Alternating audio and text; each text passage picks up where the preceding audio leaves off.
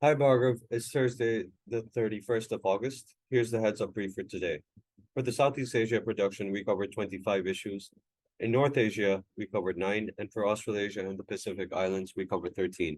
In South Asia, we covered 21 issues, plus the major issues in Europe, Middle East, and Africa. Hey, Uday, thank you. Can we please move on to the major issues? Right. So, in China, people traveling to China are no longer required to undergo pre-entry COVID testing. This was the last entry requirement related to the pandemic. All right, thank you. In Timor-Leste, authorities are making plans to control and suspect martial arts groups that are disruptive or violent. This is the part of the process to transform them from youth gangs to an organized sport.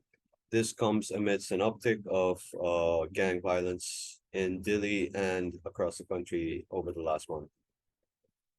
All right, that's an interesting development. Uday, we need to keep a closer eye on how the MAC groups will respond to such a move by the government and keep our clients updated on the same. Yeah, definitely. And in Indonesia, authorities arrested 88 Chinese nationals in Batam for their involvement in cross-border and online scam syndicates.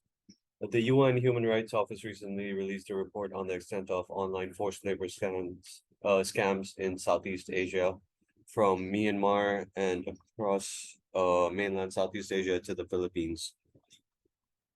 All right. So there we have scheduled a special discussion on this. We will extrapolate some of the key details which are in cross-border scam centers and the operations undertaken by the authorities by respective countries. When is that supposed to be scheduled? Was it next week? That is next week, yes, Bhargav. All right. Thank you. Right, and in the Solomon Islands, the Kolasori nickel project is set to begin operations in October. It's owned by Pacific Nickel Mines, which is an Australian mining company, and traditional landowners who have 20% of the stake. The Solomon Islands has been a flashpoint for West and China tensions over the last 2 years. All right. Thank you. In South Asia, Indian Defense Minister Rajnath Singh is to visit the eastern province in Sri Lanka over the weekend to visit an oil tank farm that is being developed by both countries. His visit comes days after a Chinese research vessel was allowed to dock at Colombo port. And a few months ago, a Chinese naval vessel also docked at Colombo port, raising tensions with India. Yes, so the cross-border investments have been a bone of contention, especially at the ground level. Multiple actors have criticized such an integration between the two countries. However, the reality remains Sri Lanka is in dire need of capital, especially from an economic development perspective. Their economy is struggling to even post a positive growth rate in the last year or so. So I do not see credence in such a move to oppose Indian or any other international investment at this point. Of course, it needs to be regulated and stabilized, but similar integrated projects can be a lifeline in certain sectors, such as the oil, as Sri Lanka has struggled to import oil for their basic requirements. Yeah, that's very true. Lastly, in Europe, Middle East, and Africa, in regarding Niger, the Council of Ministers in Burkina Faso adopted a bill that authorizes the sentence authorizes the sending of Burkina security forces to Niger. ECOWAS is still planning to do a military intervention, at least it says it is, to restore democratic rule, whereas some countries have said that they will not support that. Yes, so this is a critical issue at this point in West Africa. We need to monitor this very closely. Any further escalation in deployment of troops is likely to trigger a regional conflict between two blocs, and the global powers are likely to get involved, especially France in this particular case.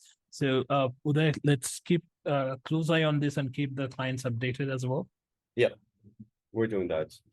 And also regarding the most recent coup in Africa, the general of the general who headed the Republican Guard, which protected the president and other high-profile government officials, has been appointed as the head of the transitional military-led government in Gabon. And we will be releasing an alert on this later today. All right. Thank you. And lastly, the European Union Foreign Policy Chief proposed setting up a military assistance fund for Ukraine with a yearly budget of 5.5 billion US dollars.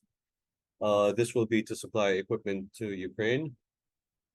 The plan, his proposal, as per his proposal, the plan is from 2024 to 2027. So it seems like they're expecting a long war.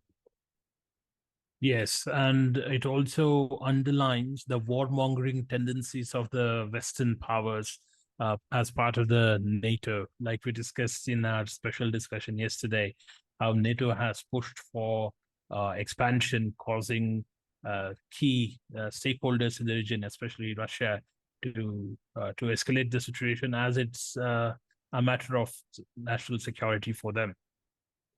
Yeah.